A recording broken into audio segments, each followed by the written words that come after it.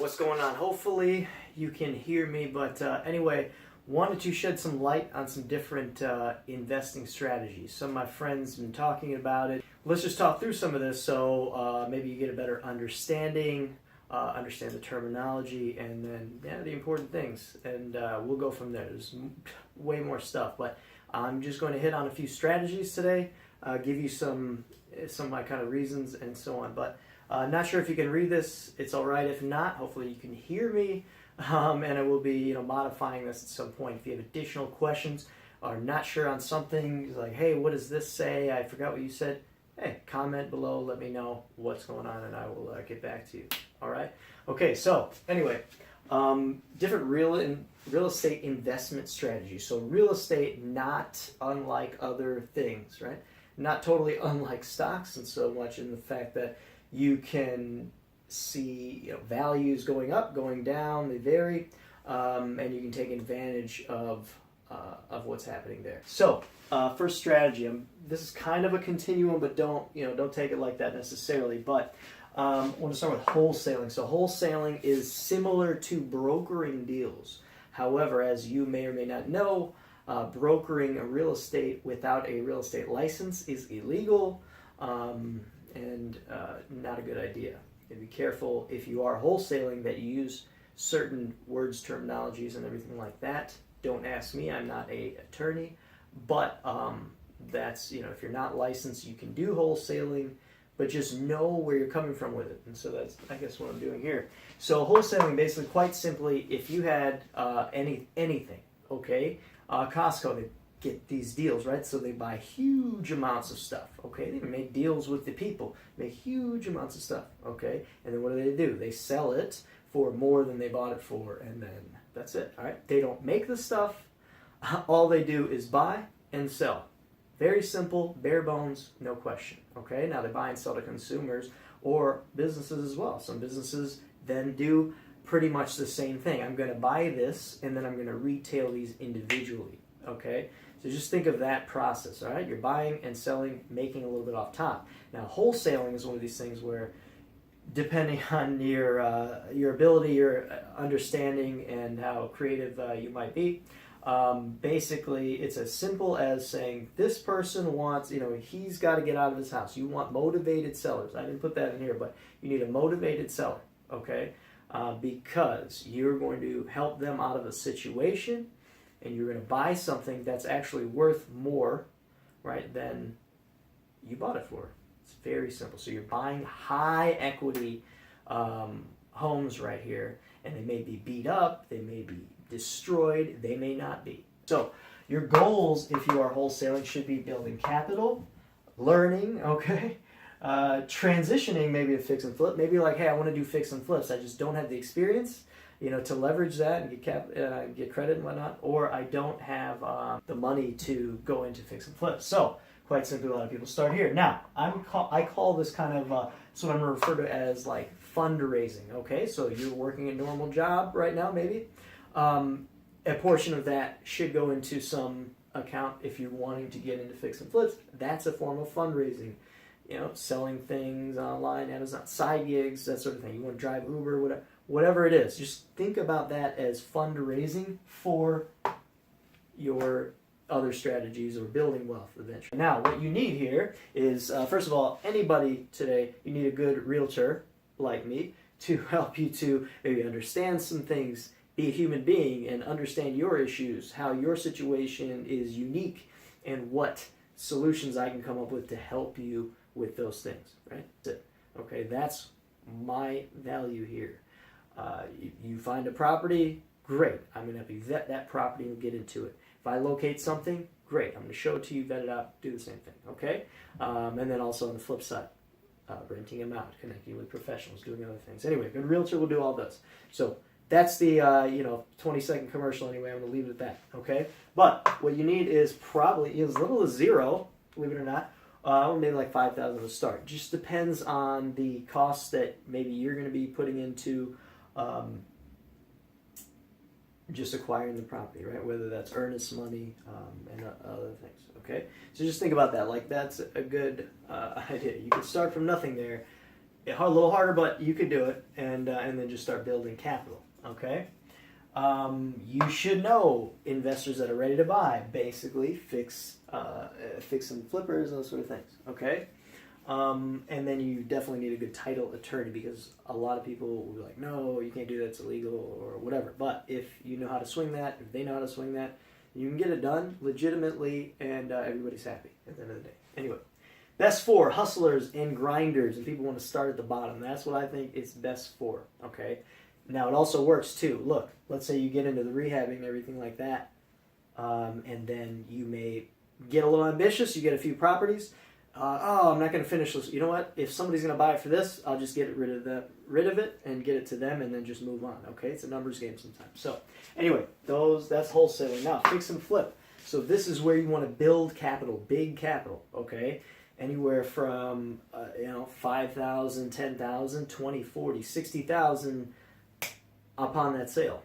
All right, as a just lump of cash. Okay, and it just depends on how good your analysis is, how good you are on the budget, what you're trying to do, and then obviously finding a ready, willing, and able buyer ready to purchase that property for what you want to sell for. So those are obviously the things that come in to play. Okay, now your contract to payday is about 4 weeks to a year, so it's a little bit longer there. Okay, I said over here it was like contract to payday a week plus, right? Hey, I'm gonna wholesale it. I buy it, and next week we're going to close. It's a cash deal. Boom, boom, boom. If you can do that, then you can get it done. All right? It may take longer, but yeah, it can be done short. Here, it's going to take a little while, because you can acquire that property. You're going to buy it in cash, whatever it might be. But then you're going to have to renovate, get your permits, and all that stuff. And sometimes that takes months, a year, maybe longer. Okay? But you want to look at, hey, this is a slightly longer distance to the payday, but it's a very nice payday. Okay, you should have your liquid capital 20K plus, credit and experience. The reason I say those things is because some even hard money lenders, there's definitely different lenders. Again, I'm not getting into all this today, but if you're trying to borrow, they'll say, hey, you know what, maybe if you don't have a lot of experience, do you have XYZ amount of liquid capital, right? I mean, money in accounts. You're ready. You could cash out if you want. Not a good idea. Do not go broke with all your money putting it into a flip, right? That's not a great idea. Leverage that money that you have. Borrow that. Believe me, it'll still be worth it, okay? If it makes dollars, it makes sense, right, guys? So, those are some of those. Now, also, you should know other investors. Again, hey, I need to use your floor guy. Or, if you get a general contact and just do the work for you, great. If he's great, he has good resources, and you find he's reasonably priced, you can trust him, fantastic. Otherwise, some people just want to hire their own subcontractors. We just need a floor here. Why do I need a GC, right? All right, let's get a floor guy in here, get some painters, and get it done. Best for, maybe you're an experienced wholesaler. Once again, that's the kind of the ladder method here.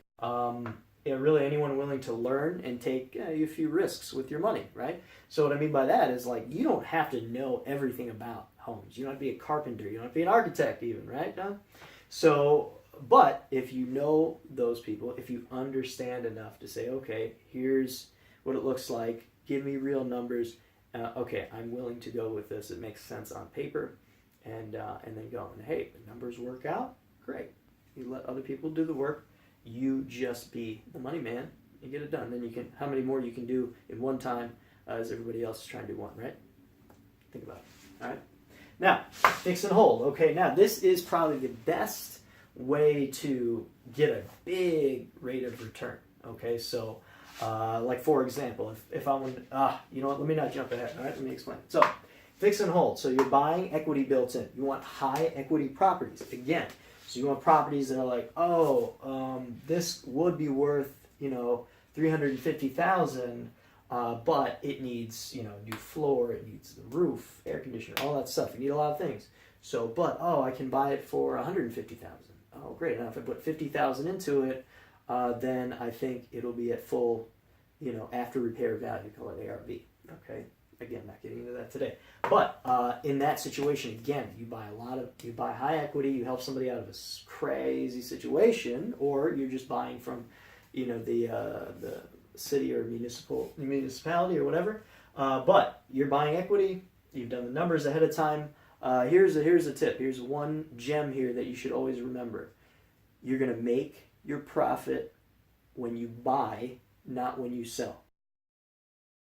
Does that make sense? Let me repeat that. You're going to make money when you buy, not when you sell. Okay? And if you don't understand what I mean by that, of course you collect your money when you sell. But if you're smart and you do all, your homework, you're conservative with your estimates and so on, okay, you know that like, here's my number. I need to buy it here in order to come out on top. Okay, so no level of emotion is going to say, well, I need to buy this for 120,000. I think 150 might work. Okay, well, what are you doing to your margins? What are you doing to your risk? Okay, think about it. So anyway, make it when you buy. So pay attention. Fix and hold, right? So you buy the equity built in. You get it fixed up. Maybe it takes you a month, 2 months, 3 months. Then it's fixed. Now you're like, wow, I just went all in and got this thing for, I still have 25% more equity, or, I don't know on your deal, whatever it might be. But you say, wow, this is worth, 350,000, but because I bought it, it was, beat up. This guy really needed to go. And then I got my guys in there, fixed it up. Now it's up to speed, but it's up to speed for, 100,000 less than I would have bought a turnkey for. But because you had the time for that and you had the know-how and you really like deals, right? That's what I put. Who is this for? People who love great deals, all right? You're like, God, man, I know I do. I tell people every day, even simple, shameful stuff like, hey, man, I got this, I think, a Target for, $10 or whatever. I got these shoes for $50, whatever it might be. Anyway, you know what I mean. Okay, if you enjoy renovating, it's probably good. Okay, again, you don't have to do the work there, but you should like it, you should understand it, and be able to advise who you're doing. Otherwise, you're like, God, I just keep consulting on renovation and I hate it. That's probably not the strategy for you. You could still be an investor, but it's probably not a strategy. Or, again, delegate, hire somebody to do that, sometime maybe a significant other. Say, hey, why don't you design the place and I'll just pay for it. Okay. Anyway, let's see. What do you need? You need, definitely, I would say, still assume that you have liquid capital the same way you would here. You probably should have the ability to acquire a long-term mortgage, okay, at a good rate, and that keeps your profit margin high, your cash on cash high, and all that. But anyway, and you need good tenants. All right, look, remember, if you're renting something out, especially look in Chicago, all right, the laws really protect tenants. Okay, I'm not for or against that. I'm just saying it is what it is. Get a quality tenant that's going to appreciate your place. Okay, know the market, know what you have. Okay. Oh, one thing I'll say here, I didn't put this in here, but fix flip versus fix hold, two big differences. Okay, one is, well, especially it's considering the end buyer. All right. Now, if you're flipping it, okay, you're flipping it. The better idea is to flip to buyers that are going to live in the place, that enjoy living, that enjoy things. Okay, because this way you can make the quality of the amenities better, the finishes, and so on, okay? And what's that going to do? Typically get a higher dollar amount, all right? If you're going to fix and hold for your own rental, or again, you could fix and flip for somebody to just buy a turnkey rental, but just understand, like, you shouldn't renovate it up to the top, depending on your area, okay? And you probably just need something that's, like, good enough, livable, to get the rent that you want to get. It's that simple. It's just about what's my motivation. Okay, so yeah, if you're fix and hold, you're still buying equity built in. You're looking at long-term like value asset growth maybe. So this is why I like a lot of the up and coming areas. Okay, buy in these areas. They're up and coming in about 5-10 years. The values are going to be close to adjacent areas. Okay. You know some of those. I'm not going to name it, not necessarily once you get caught up in those details. But yeah, you're buying in those because later you want, like, okay, I'm going to get collect my dividends, all right, to compare that, right? What's really nice if you do this too, and especially if you're going for the long-term deal, which buy and hold is, any buy and hold, you're going to not only build a really great amount of revenue coming in comparatively, but also then your value should go up. So that way when you do decide, okay, it's time I should sell this, you should then also make a capital gain or a lot of profit off of that sale too. So multiple ways to make money, and the fix and hold is probably an awesome strategy. Okay, now you can do buy and hold. All right, you can do buy and hold. So if you buy and hold, that's typically turnkey. That's what I would call it. Okay, it's already ready. I'm just buying this. I know that I can, if it's in a condo, right? Okay, I know that I don't really have restrictions here. I can just rent it out, or it might be already rented, and you say, "Wow, this is great. I see the exact numbers. It makes sense to me. Sure, I like a 7.5% cap rate, or I like I love NOI. I'm getting a net profit of 10,000 a year, whatever it might be. There's fictitious numbers, but again, if you know what you're looking for, then you know. Cool, buy and hold. For people, do it anywhere, right? I live in Chicago. Cool, I'm gonna buy in LA, right? Buy in LA, hold it down, rent them out. Somebody takes care of it. I never see the place. Start making money. It's fantastic. All right. Again, you can do it that way or not. You don't have to be some international guy or international, whatever you want to put it. But it is great for building wealth. You earn passive income on day one, right? So what do we say here? You're going to fix it. It's going to take a few months, weeks, whatever it is. But here, you're just like, no, I'm going to start building now. Just add that to my portfolio. All right. So you can build that, like, oh, I have 300 properties. Every now and then we'll get somebody like, oh, this is a portfolio sale. So we have 56 properties in this particular portfolio. 30 of them are on the south side, and the others are scattered about. Here's the what the rent's going for. Here's the renovations, all that. So you get crazy. It's like if you're in the regular investments, it'd be, I guess, sort of a prospectus, if you will. I think that's what it's called. Anyway, what you need is ability to borrow for purchases, good tenants. You notice I didn't put experience. You really don't need experience. Again, you got a realtor. It's going to say, hey, this makes sense. Can you see that? You say, yes, it does. Let's do it. All right, make it happen. And that's it. Great for busy pros, some of the shot callers. All right, that's who it's for. You are a shot caller. Oh, I said here, busy pros with money but no time. Buy and hold all day. And you know what? If you're making your way up, that's where you want to be. I want to be here, man. I want to buy it. And then also, too, some of you are thinking about, of course, individual units. Think of multifamily properties. A great way to start is if you want to live in like a small 3-flat or something. Like, all right, I'm going to buy a 3-flat. I'm going to live in the duplex with a penthouse, and then I'm going to rent the other ones out. You can absolutely do that. You can do that with a regular loan, right? Like, I'm going to mortgage my property. Okay, so you can get better value, but if you're getting into it, I've heard the term from bigger pockets called it house hacking. That's a pretty cool way to put it. But anyway, there's that. And then there's also, look, when you're building it, why are you going to buy one at a time, all right?